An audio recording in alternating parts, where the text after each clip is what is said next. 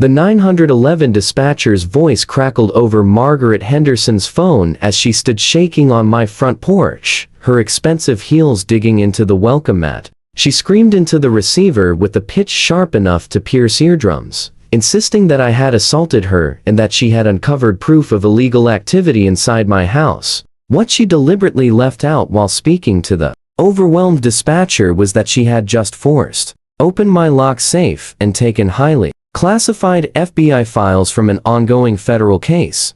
I suppose I should step back and explain how things reached this point. My name is James Mitchell, and 3 months earlier, I had relocated to the outskirts of Willow Creek, a quiet, small town ruled by an HOA so rigid that they once issued a fine to a homeowner for leaving garbage cans visible from the street 5 minutes beyond the allowed time. The ranch I bought was positioned right on the border of their authority, but that was evidently close enough for them to claim jurisdiction over me. From the moment I arrived, neighbors gossiped about the enigmatic newcomer who worked irregular hours and seldom showed up at neighborhood gatherings. I could sense their stares every time I passed through the community gate, particularly the intense gaze of Margaret Henderson, better known to everyone as Karen. She held the position of HOA president with the fervor typically seen in fervent religious campaigns or extreme eating competitions. Karen was about 5'4" tall,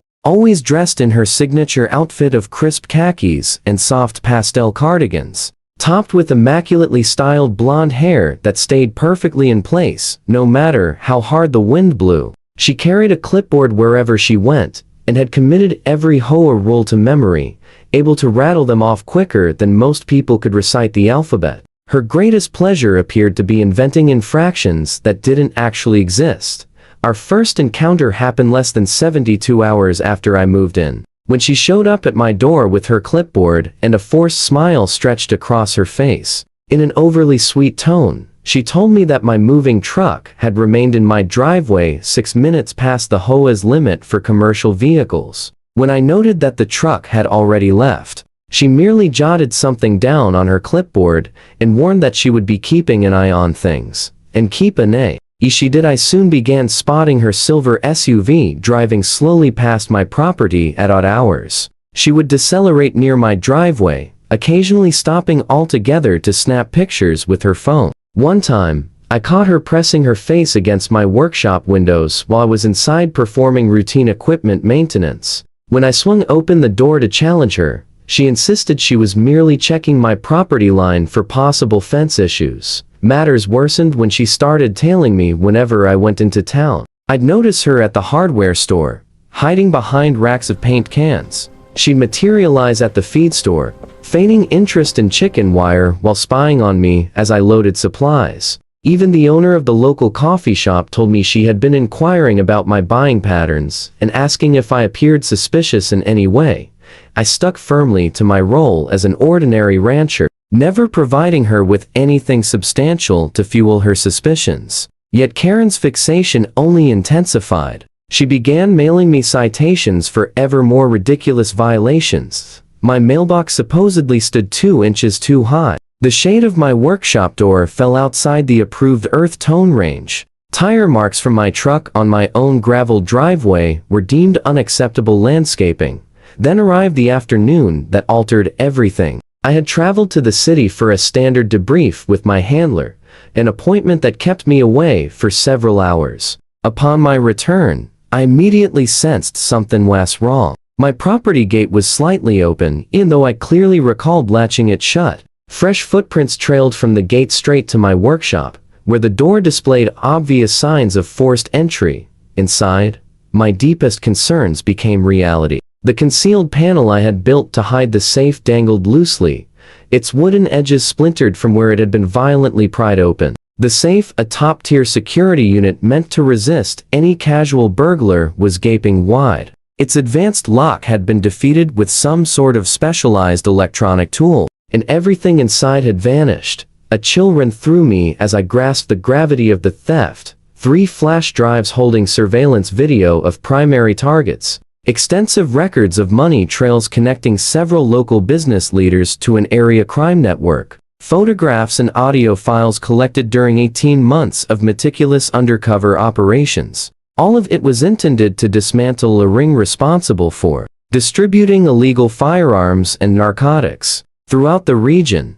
The hidden security camera in the workshop corner revealed the full sequence. Karen was cutting her way onto my land with bolt cutters. She rummaged through the space for 20 minutes until locating the secret panel. Then, displaying unexpected expertise for a woman who often complained that technology baffled her, she deployed what looked like an illicit safe-cracking gadget to breach the contents.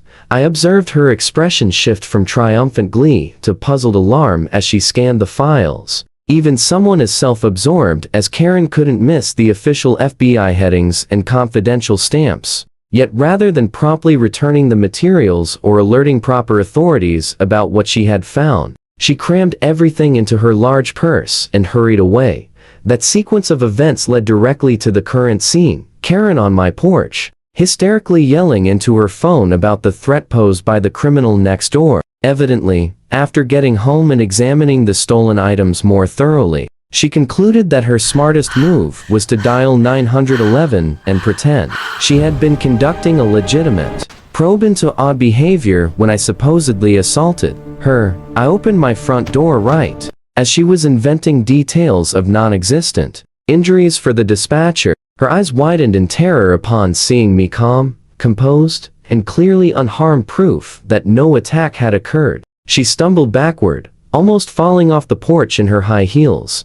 Saying nothing, I raised my phone and hit play on the workshop security recording. All color left her face as she viewed herself committing several serious crimes in crisp high-definition footage. Her voice wavered while she struggled to stick to her false narrative. Even as the dispatcher began posing sharper, more doubtful questions about the supposed sequence of events, sirens soon wailed in the distance. However, instead of the town police cars Karen anticipated, a fleet of black SUVs bearing government plates sped up my driveway. FBI agents in full tactical gear emerged, swiftly taking control of the area. Karen's mouth gapped open and shut silently, like a stranded fish, as the agents formed a tight ring around her, weapons readied but lowered, projecting unmistakable federal power. The lead agent, a woman with iron gray hair tied in a tight bun, advanced toward Karen with deliberate strides that radiated controlled outrage. Special Agent Patricia Chan identified herself and calmly informed Karen that she was now entangled in an active federal investigation. The materials Karen had stolen constituted critical evidence in a multi-state racketeering case that had required years of meticulous effort to assemble. Karen attempted to explain, her words spilling out in a frantic, overlapping torrent. She claimed she had only been trying to safeguard the neighborhood. She repeated that the rancher seemed highly suspicious, always arriving and departing at strange hours. As HOA president, she insisted, she bore a duty to probe any possible dangers to their community. Surely the agents could appreciate her perspective. Special Agent Chan's expression stayed icy and unmoved as she listed the charges: breaking and entering, theft of federal property, obstruction of justice, and tampering with evidence, all grave federal offenses. Each one carried substantial prison time, and in one reckless afternoon, Karen had accumulated every single one. The agent's voice held the quiet authority of someone whose long, painstaking work had nearly been ruined by unchecked suburban privilege. Soon, other HOA board members began pulling up, attracted by the unusual sight of federal vehicles and armed agents overwhelming the typically serene street. They stood in shocked silence as agents thoroughly searched Karen's SUV, locating her purse with the stolen documents still tucked inside. Her laptop, phone, and the safe-cracking device she had carelessly left in the vehicle were all confiscated as evidence. As news rippled through the neighborhood, the true situation came into sharp focus. The enigmatic rancher everyone had whispered about was in fact an undercover FBI operative, strategically placed in their midst to observe members of a violent criminal syndicate.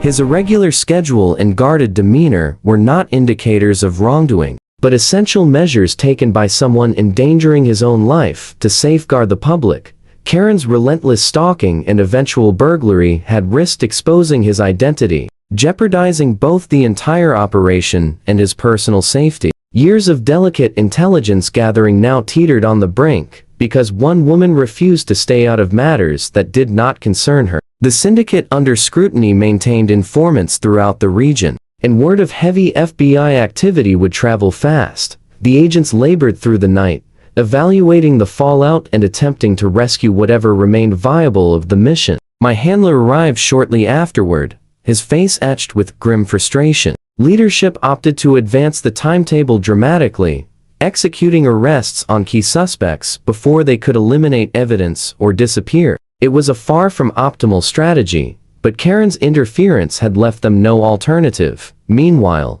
Karen remained in federal detention, her once flawless hair now unkempt, her crisp khakis creased and rumpled after prolonged hours in an interrogation room. The full weight of her predicament gradually settled over her as prosecutors methodically outlined the formal charges: felony breaking and entering, felony, theft of government property, obstruction of justice for endangering an active investigation, and evidence tampering for removing classified materials from a secure location.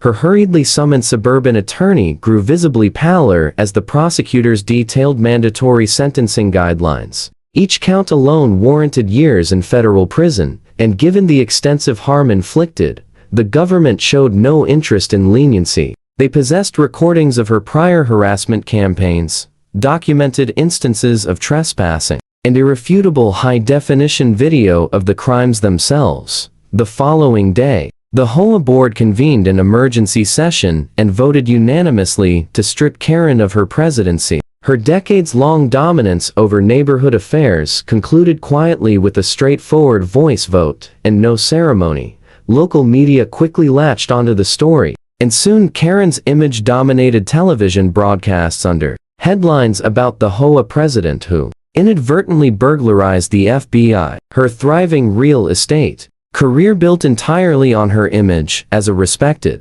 community leader collapsed almost overnight. Clients hastily terminated listings, unwilling to remain linked to someone facing serious federal charges. The country club rescinded her membership. Even the Garden Society, where she had long served as treasurer, courteously requested she relinquish all duties. As the federal proceedings advanced, additional revelations surfaced regarding the criminal network I had been targeting. They had exploited legitimate local businesses to launder proceeds from drug trafficking and illegal arms sales, bribed public officials, and intimidated anyone who probed too deeply. The operation I supported had been on the verge of securing sufficient proof for sweeping arrests and convictions capable of dismantling the whole enterprise. Karen's reckless conduct had come perilously close to derailing it all. Several targets gained precious hours to incinerate incriminating records before raids commenced.